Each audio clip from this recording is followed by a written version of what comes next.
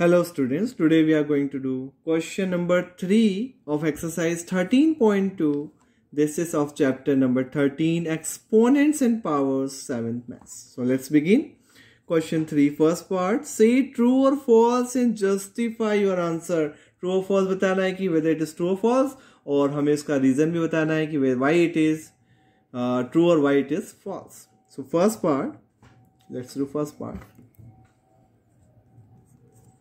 10 into 10 raised to power 11 equals to 100 raised to power 11. So देखते हैं इसको.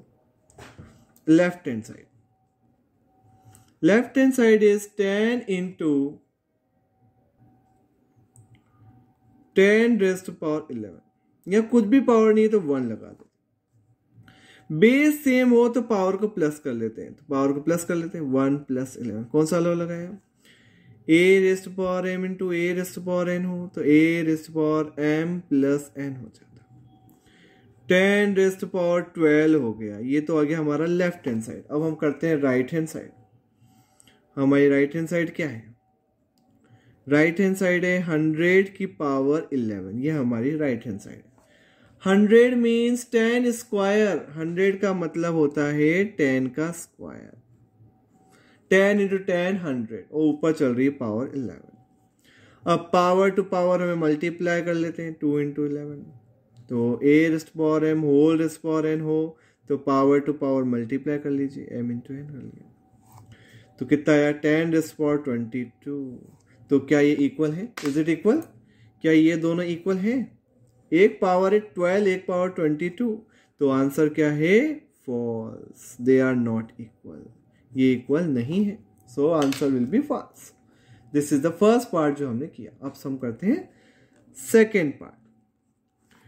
2 raised to power 3 is greater than 5 square. Let's check. इसको check कर लेते हैं. 2 cube means 2 into 2 into 2 greater than 5 into 5. 2 to the 4, 4 to the 8, 5 5 the 25. Is it equal? No, they are not equal. 8 is not greater than. They means 8 is not greater than. 8 is not greater than. 8 greater नहीं है 25 से. Therefore answer will be false. ये हमारा भी false हो गया. So now question number third part. 2 cube into 3 square is 6 raised to the power 5. तो इसको ही चेक कर लेते हैं. अब देखिए 2 raised to power 3 और 3 raised to power 2. Left hand side में हम कुछ भी नहीं कर सकते क्योंकि ना तो बेस सेम है ना पावर सेम है.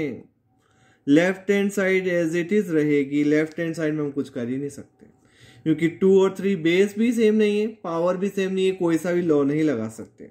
अब राइट हैंड साइड में लगा लेते हैं.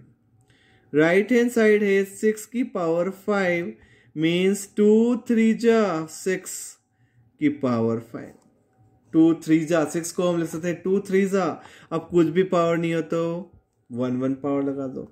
और ऊपर होल पे पावर 5 है तो दोनों में मल्टीप्लाई होगा. 1 के ऊपर भी 5 का मल्टीप्लाई, 2 की पावर 1 में भी 5 का मल्टीप्लाई और 3 की पावर 1 में भी 5 का मल्टीप्लाई करना पड़ेगा. As per the law power to power multiply होती है और दो नंबर एक साथ है तो एक साथ कर दीजिए. कौन सा लॉ लगाया? a इंटू बी की पावर n होती है तो हम पावर को अलग अलग भी कर सकते हैं. जैसे एक करते हैं तो अलग अलग भी मल्टीप्लाई. मतलब लॉ आपका दोनों तरफ से लगेगा. ये लॉ हमने पढ़ा था कि a की पावर n टू बी की पावर n हो तो a इंटू बी की पावर n कर देते. हम सेपरेट भी कर सकते हैं. लॉ ऐसा होता है कि दोनों तरफ से ट्रू होता है. लेफ्ट हैंड साइड से हो तो राइट हैंड साइड आ जाना चाहिए और राइट हैंड साइड है तो लेफ्ट हैंड साइड आ जाना चाहिए. तो 2 की पावर 5 हो गई और 3 की पावर 5 हो गई. अब देखिए कंपेयर करिए. यहाँ 2 की पावर कितनी है? 3 और यहाँ 2 की पावर कितनी है? 5. देखिए इक्वल नहीं है. 3 की पावर 5 है और यहाँ 3 की पावर 2 है. ये भी क्या नहीं है? इक्वल नहीं है. तो आंसर क्या आ गया हमारा? फॉल्स आ गया. ये आंसर भी हो गया हमारा फॉल्स आएगा. अब हम करते हैं इसका fourth part. See the fourth part. इसका फोर्थ पार्ट भी देख लीजिए. फोर्थ पार्ट है 3 की पावर 0 इक्वल्स टू 1000 की पावर 0। लेफ्ट हैंड साइड ले लेते हैं।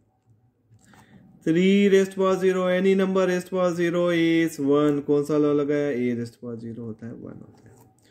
और राइट हैंड साइड भी ले लेते हैं। राइट हैंड साइड है 1000 rest power 0, any number rest power 0 is again 1। वही लॉ सा वापस लग गया, तो दोनों इक्वल आ गए। 1 इक्वल्स टू 1, तो आंसर क्या हो जाएगा? ट्रू हो जाएगा। ये एक ही ट्रू है, बाकी 3 क्या थे? फॉल्स थे।